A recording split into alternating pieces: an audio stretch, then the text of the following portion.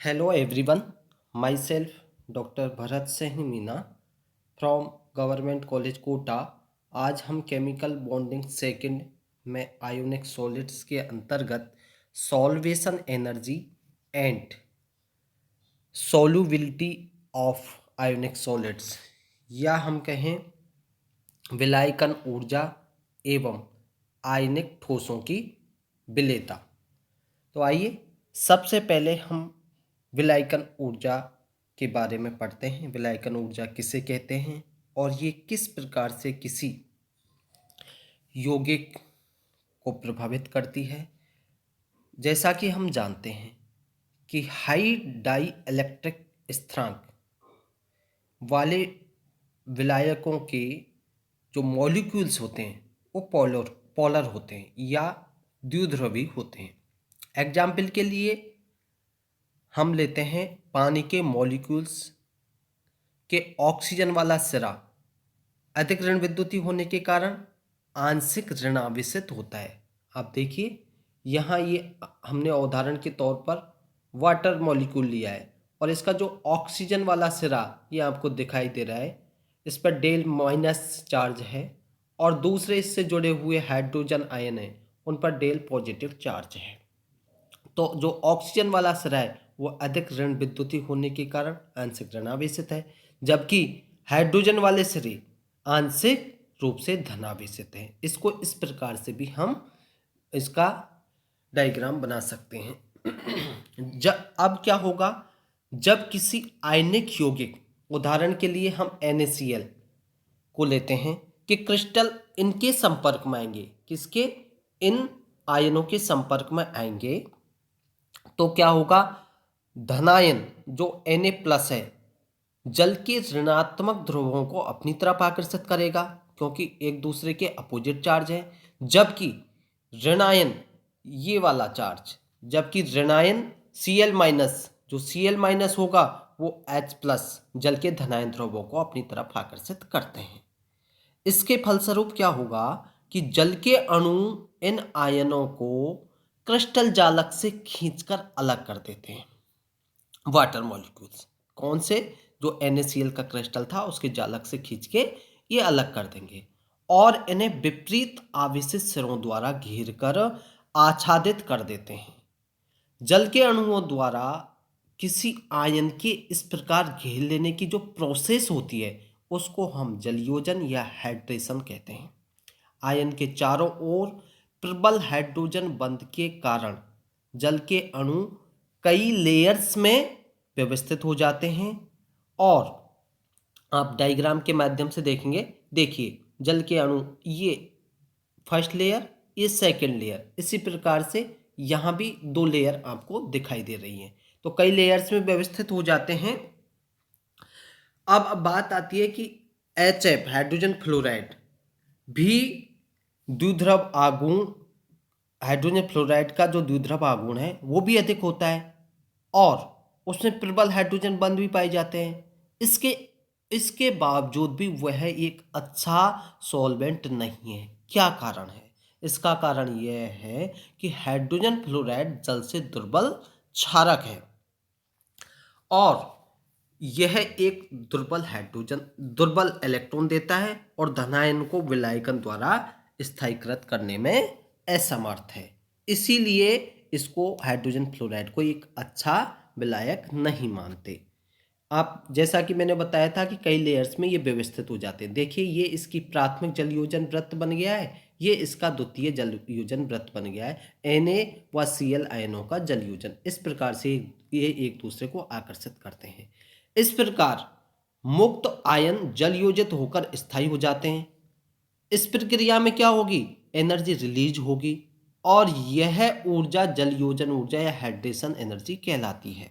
यह प्रक्रिया किसी भी पोलर सॉल्वेंट के साथ हो सकती है और इस प्रोसेस को हम एक जनरल वर्ड जिसे कहते हैं सॉल्वेशन, विलायकन, तथा इससे निकलने वाली ऊर्जा को विलायकन ऊर्जा कहलाती है। जलयोजन विलायकन ऊर्जा की ही एक विशिष्ट अवस्था है। जब हम जल को विलायक के रूप में प्रयुक्त करते हैं तो वहां जलयोजन शब्द का उपयोग करते हैं। यह प्रक्रिया आयन के आकार पर भी निर्भर करती है। एक से अधिक नाभिकीय आवेश वाला छोटा आयन अधिक जलयोजित होगा। ध्यान रखें, एक से अधिक नाभिकीय आवेश वाला है लेकिन छोटा आयन है, वो अधिक जलयोजित होगा। और इसके साथ साथ ही भी ये भी ध्यान रखें कि आयनिक त्रिज्या बढ़ने के साथ साथ जलयोजन ऊर्जा का मान कैसा होगा, कम होता चला जाएगा। छोटे धनायन जैसे हम यहाँ देखते हैं lithium plus, magnesium 2 plus, Al3 plus आदि की जलयोजन ऊर्जा का मान अधिक होता है, जबकि Na प्लस, Ba2 प्लस आदि की जलयोजन ऊर्जा का मान बहुत कम होता है। अब हम एक परिवर्तन देखते हैं बॉर्न हैबर साइकिल के रूप में। देखिए, विलायकन की प्रक्रिया में हुए ऊर्जा परिवर्तन को हम निम्न प्रकार से बॉर्न हैबर चक्र के रूप में प्रदर्शित कर सकते हैं। ये आपका ये एक mx है, ये एक यौगिक है और ये सॉलिड अवस्था में है, और इसकी जो जालक ऊर्जा है उससे ये m प्लस गैस अवस्था में और x माइनस गैस अवस्था में, दो आयनों में ये परिवर्तित हो गया है। और इसकी जो विलायकन ऊर्जा है उससे ये m प्लस, और इसी प्रकार से जो इसकी जलयोजन ऊर्जा है, किसी भी जो अलग अलग आयन है उनके H प्लस और इसी प्रकार से इसकी H माइनस से ये इस प्रकार से X माइनस सॉल्यूशन और X माइनस सॉल्वेंट के रूप में परिवर्तित हो गया है। यहाँ देखिए जो U0 है वो ठोस क्रिस्टल Mx की जालक ऊर्जा है, और अब H प्लस और H माइनस क्या है, किसी गैसीय धनायन एवं गैसीय ऋणायन के विलायकन में मुक्त हुई ऊर्जा का मान है। और L क्या था, जो आपका लवण है, ये आपका लवण है। Mx की अनंत तनुता पर जो ऑब्जर्व करते हैं प्रेक्षित विलयन की ऊष्मा है। तो L बराबर हम लिख सकते हैं, L किसके बराबर होगा, minus U0 plus H plus plus H minus के बराबर होगी उसकी विलयन की ऊष्मा। अतः किसी आयनिक क्रिस्टल की विलायकन ऊर्जा उस लवण की जालक ऊर्जा एवं उसके आयनों की विलायकन ऊर्जा पर निर्भर करती है, क्योंकि ये तो उसकी जालक ऊर्जा है और ये इनकी विलायकन ऊर्जा है, इस पर ये डिपेंड करेगी। अत्यंत विलयशील यौगिकों के लिए विलायकन ऊर्जा का मान हमेशा कैसा होगा, ऋणात्मक होगा। अर्थात सामान्यतः विलायकन की जो प्रोसेस होती है वो एक्सोथर्मिक या ऊष्माक्षेपी होती है, और विलयन बनने में उसका ताप बढ़ जाता है। अब बात आती है आपकी solubility of ionic solid.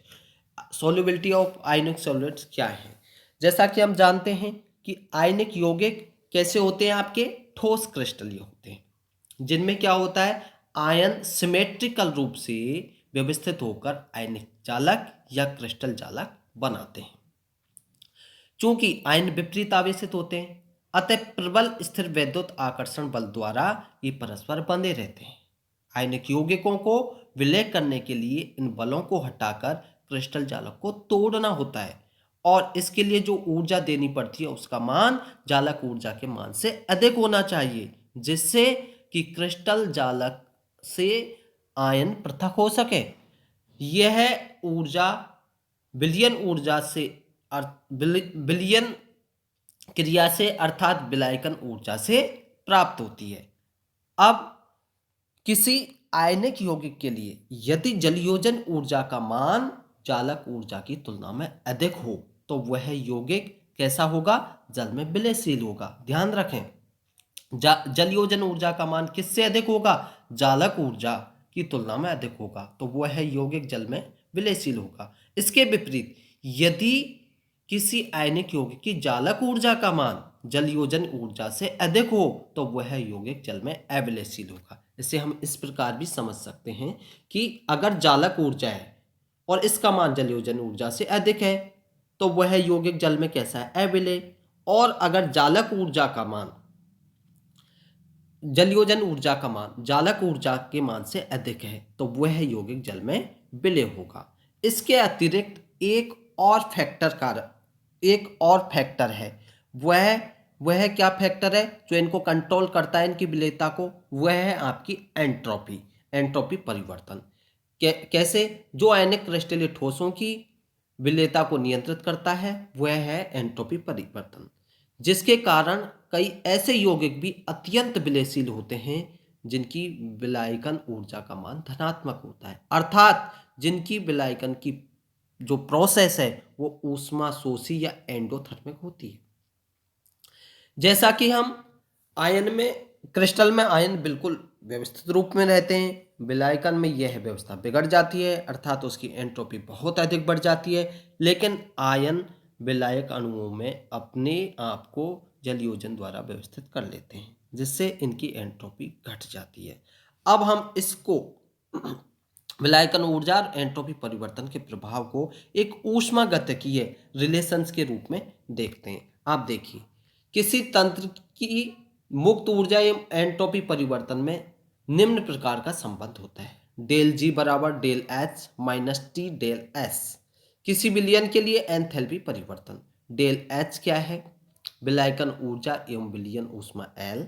Del G बराबर क्या हो जाएगा? L minus T del S.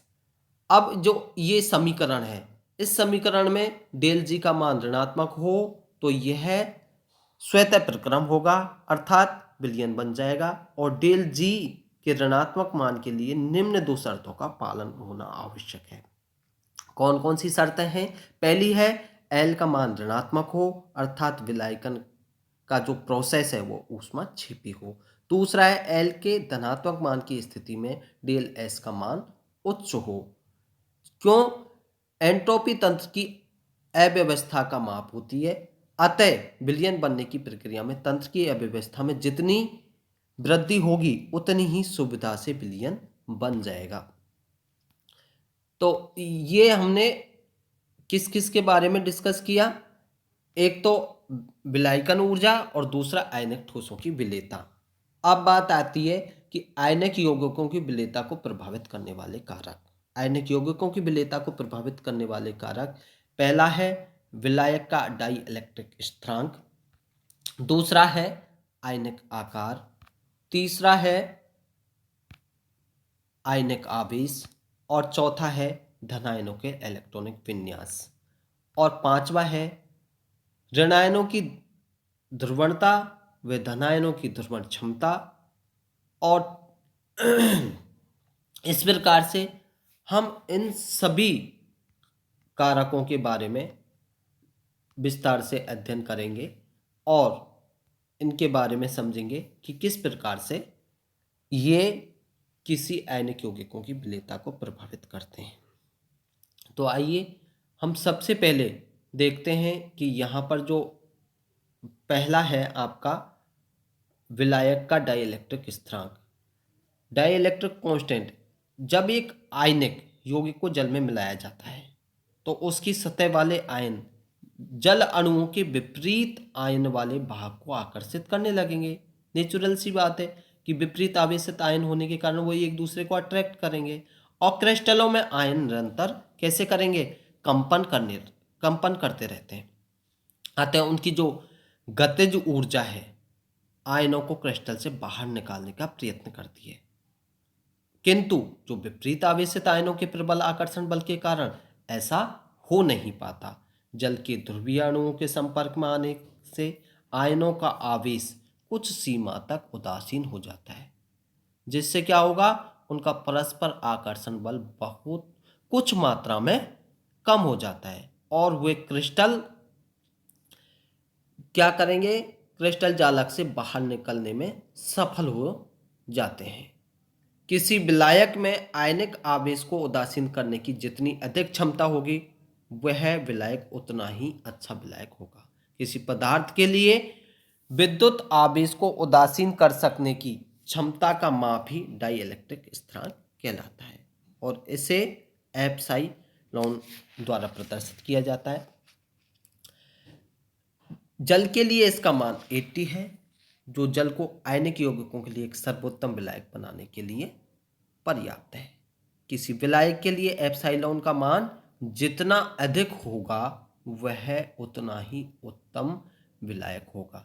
किसी क्रिस्टल के लिए विलायकन ऊर्जा एवं एप्सिलॉन में निम्न संबंध होता है: H बराबर Z square E square upon 2r 1 minus 1 upon epsilon. अतः एप्साइलॉन का मान जितना अधिक होगा विलायकन ऊर्जा का मान उतना ही अधिक होगा, और विलायकन ऊर्जा के मान के बढ़ने से विलेयता बढ़ जाती है।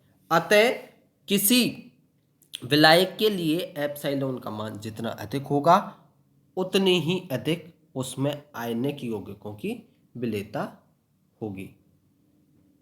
Thank you.